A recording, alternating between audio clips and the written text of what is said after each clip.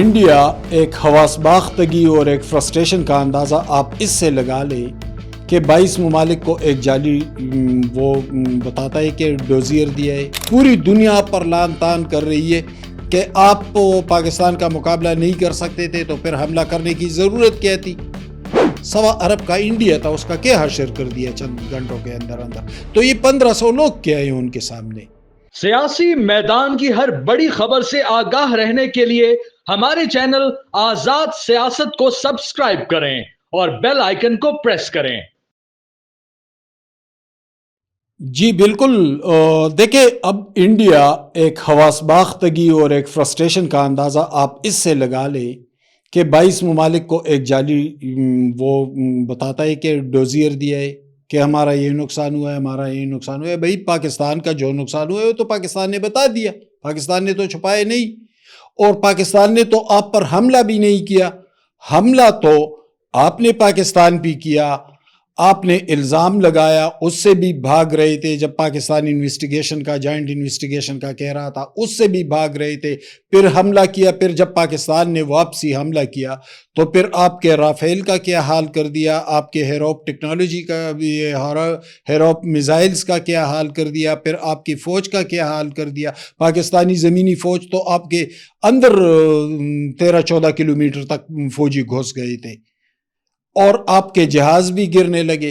तो एक हजीमत खेज शिकस्त हुई है, एक बदतरीन शिकस्त हुई है। और उस शिकस्त के बाद फिर इंडिया, मोदी का वो जो गोदी मीडिया है, जो शोर मचा रहा था और प्रोपेगेंडा कर रहा था, झूठ बोल रहा था, अब किधर है वो। तो एक तो वहां पे शदीद पसपाई हुई, शिकस्त खोरदगी हुई। अब उसके बाद वो इंटरनेशनली झूठ बोलने लगा कि पाकिस्तान कहता है कि हमारा ये नुकसान हुआ, हमारा ये नुकसान हुआ। भाई, आपका जो नुकसान हुआ, आपके S-400 कहाँ पड़े हैं, आपके राफेल कहाँ पड़े हैं, आपके हेरोप मिसाइल्स कहाँ पड़े हैं। पूरी दुनिया पर लान तान कर रही है कि आप पाकिस्तान का मुकाबला नहीं कर सकते थे तो फिर हमला करने की ज़रूरत क्या थी। ये तो हालत है। अब पूरी दुनिया को के बारे में कह रहा है कि पाकिस्तान ने 22 ममालिक को डोजियर दिए। ओ भाई, जालीपन क्या का कोई हद ही होता है।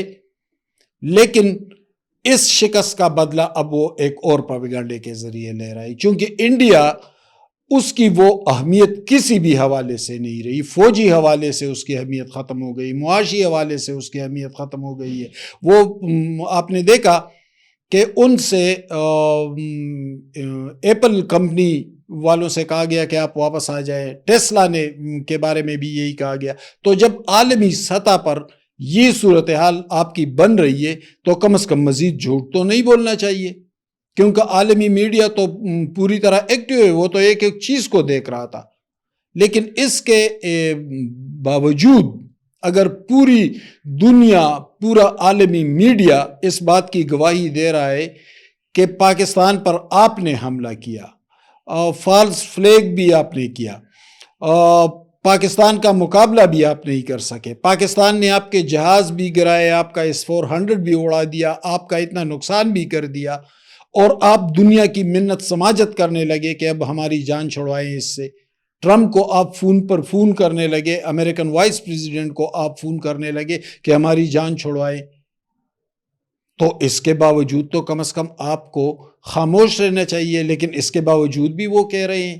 तो इंडिया का क्या है, अब उनकी बात की अहमियत नहीं रही, उनकी डिप्लोमेसी की अहमियत नहीं रही, उनकी फ़ौजी अहमियत नहीं रही, मुआशी अहमियत नहीं रही। वो तो एक साइड पर हो गया है। पाकिस्तान तो फ्लाई कर रहा है हर हवाले से, फौजी हवाले से उसकी बरतरी पूरी दुनिया ने देख ली, पूरी दुनिया से खराज भी ले लिया। मुआशी मैदान में वो चीन के साथ मिलकर एक बड़े इनकलाब की तरफ बढ़ रहा है। सीपेक दुनिया का अहम तरीन कॉरिडोर बन रहा है,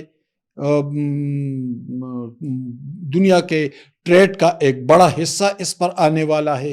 तो पाकिस्तान तो एक क्लियर कट किरदार के साथ आगे बढ़ रहा है। लेकिन आप क्या कर रहे हैं, आप मुसलसल जालीपन दिखा रहे हैं पूरी दुनिया को। और जब यही करेंगे तो फिर वही बनेगा जो आपका बन रहा है।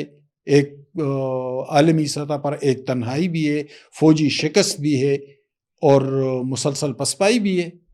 جی بالکل، جرگہ پشاور میں جو جرگہ ہوا تو یہ انتہائی اہم ہے.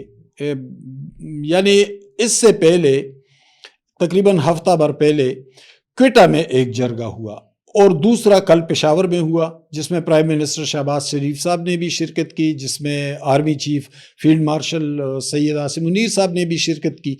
تو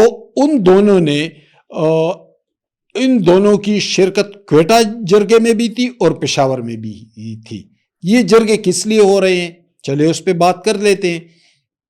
دیکھیں، دہشت گردی سے متاثرہ دو صوبے ہیں، یعنی پختونخوا اور بلوچستان. بلوچستان کے اندر BLA یا جو دوسری تنظیمیں ہیں، اب اس میں تو کوئی شبہ نہیں رہا کہ وہ انڈین پراکسیز ہیں.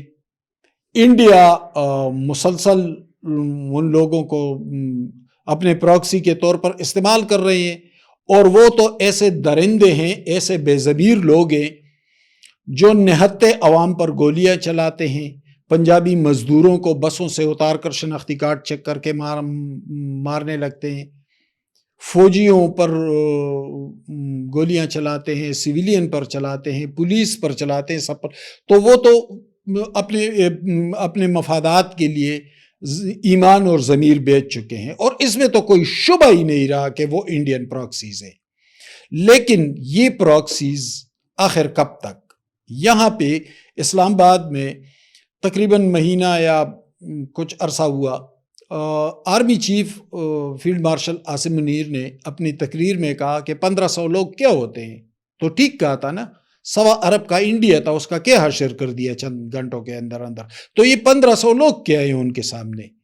یا اگر پختونخوا میں کچھ دہشت گرد گھس رہے ہیں تو وہ ان کے سامنے کیا ہیں؟ تو یہ جو جرگے ہو رہے ہیں اسی لیے ہو رہے ہیں کہ تمام عوام کو، یعنی جو قبائلی عمائدین آتے ہیں، جو امن پاسون والے آتے ہیں، جو جرگوں والے آتے ہیں، وہ سارے کے ساروں کو بلایا، بلوچستان میں بھی اور پختونخوا میں بھی. سیاسی قیادتوں کے ساتھ بھی مشاورت کر لی، تمام جو سٹیک ہولڈرز ہیں ان سب کے ساتھ مشاورت مکمل کر لی. اب اس مشاورت کے بعد دیکھنا ہے کہ وہ کتنی دیر تک لڑتے ہیں. یعنی یہ بلوچستان کے اندر BLA والے ہوں یا پختون بیلٹ میں دہشت گرد ہوں، تو دیکھا جائے گا. اب مشاورت مکمل ہو گئی ہے، جرگے ہو گئے ہیں، عوام نے ان کو سپورٹ کا یقین دلایا ہے. عوام پہلے بھی کھڑے رہے، جب ہندوستان کے ساتھ جنگ ہو رہی تھی تو یہی عوام اپنے فوج کے پیچھے کھڑی ہو گئی تھی. اب کیوں کھڑے نہیں ہوں گے؟ ہمیشہ کھڑے رہے. اب ان کو سیاسی جماعتوں نے بھی، کل جو جرگہ ہوا ہے پشاور میں، اس میں PTI کے وزیر اعلیٰ علی امین گنڈاپور نے شرکت کی ہے. ان کے پروونشل منسٹرز بھی اس میں شامل تھے جرگے میں. وہاں پہ جو الیکٹڈ لوگ ہیں ان کے ساتھ بھی مشاورت ہوئی ہے. یعنی یہ نہیں دیکھا گیا کہ کون کس جماعت سے، کون کا، سب کے ساتھ مشاورت کر لی گئی. اب اس مشاورت کے بعد معاملات آگے بڑھیں گے. جی بالکل.